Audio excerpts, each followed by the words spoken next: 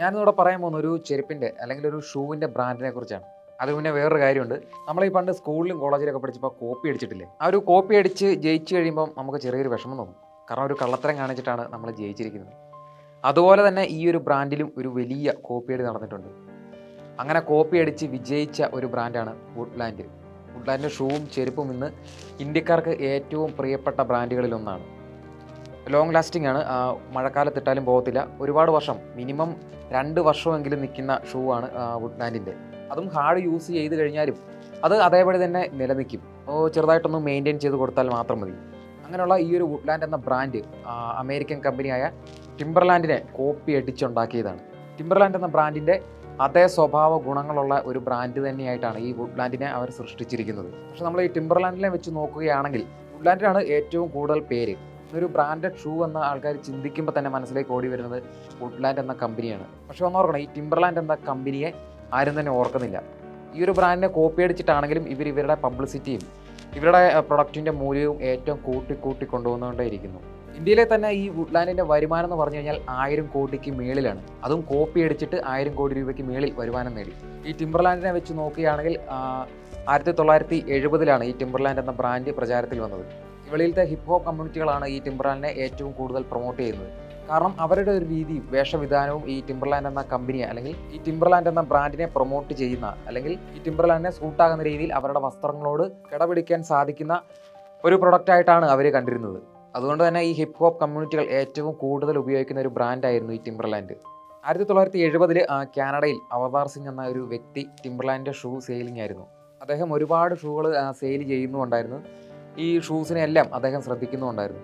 പക്ഷേ ഒരുപാട് റേറ്റ് ആയിരുന്നു ഈ ടിംബർലാൻഡിൻ്റെ ഷൂവിന്. ഒരു സാധാരണക്കാരന് അഫോർഡ് ചെയ്യാൻ പറ്റുന്നതിനേക്കാളും കൂടുതൽ റേറ്റ് ആയിരുന്നു. അങ്ങനെ ഇരിക്കുകയാണ് അദ്ദേഹത്തിന് ഒരു ഐഡിയ തോന്നുന്നത്, എന്തുകൊണ്ട് ഇന്ത്യയിൽ ഈ ടിംബർലാൻഡ് എന്ന ഒരു ബ്രാൻഡ് ഇൻട്രൊഡ്യൂസ് ചെയ്തുകൂടാ.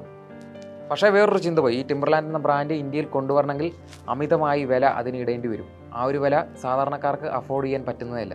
അപ്പോൾ അദ്ദേഹം അതിനൊരു വ്യക്തമായൊരു ഉപാധിയാണ് കണ്ടുപിടിച്ചത്. ഈ സെയിം ബ്രാൻഡിനെ കോപ്പി അടിച്ച് വേറൊരു ബ്രാൻഡ് ഉണ്ടാക്കുക. ആ ബ്രാൻഡിൻ്റെ പേരായിരുന്നു വുഡ്ലാൻഡ്. ഈ ടിംബർലാൻഡ് എന്ന പ്രൊഡക്റ്റിൻ്റെ ആ സെയിം സ്റ്റിച്ചിങ്ങും സെയിം രൂപമാണ് ഇദ്ദേഹം ഈ വുഡ്ലാൻഡിലേക്ക് കോപ്പി ചെയ്തത്. പക്ഷേ എല്ലാവർക്കും അറിയാമായിരുന്നു ഇതൊരു ടിംബർലാൻഡിൻ്റെ ആ സെയിം പ്രൊഡക്റ്റാണ് എന്നത്. പക്ഷേ ഈ ഇന്ത്യക്കാർക്ക് ഈ ടിംബർലാൻഡ് എന്ന പ്രൊഡക്റ്റിനെ പറ്റി വലുതായിട്ടൊന്നും അറിയത്തില്ലായിരുന്നു.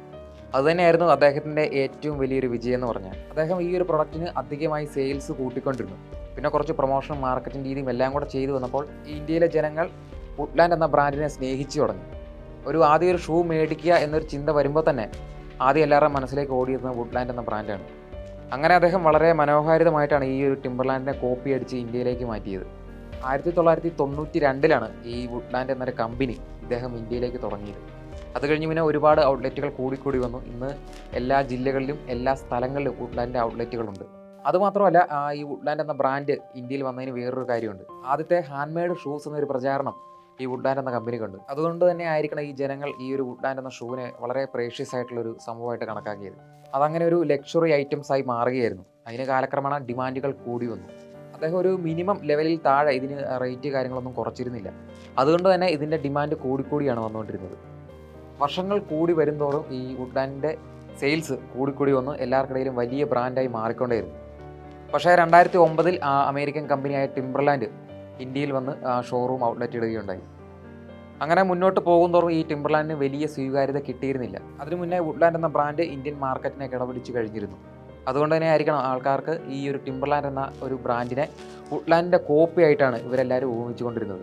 സെയിൽ കുറഞ്ഞ സാഹചര്യത്തിലും നഷ്ടങ്ങൾ ഒരുപാടുണ്ടായ സാഹചര്യത്തിലും 2015 ടിംബർലാൻഡ് എന്ന അമേരിക്കൻ കമ്പനി ഇന്ത്യയോട് വിട പറഞ്ഞ് ഔട്ട്ലെറ്റുകളെല്ലാം തന്നെ ക്ലോസ് ചെയ്ത് പിന്മാറുകയാണ് ഉണ്ടായത്. എന്നിരുന്നാലും ഇപ്പോഴും ആ വുഡ്ലാൻഡ് സെയിൽ കൂടി വന്ന് ടിംബർലാൻഡിൻ്റെ മേളിലും സെയിലായി ഇന്ത്യയിൽ വൻ പ്രചാരണത്തിൽ നിൽക്കുകയാണ്.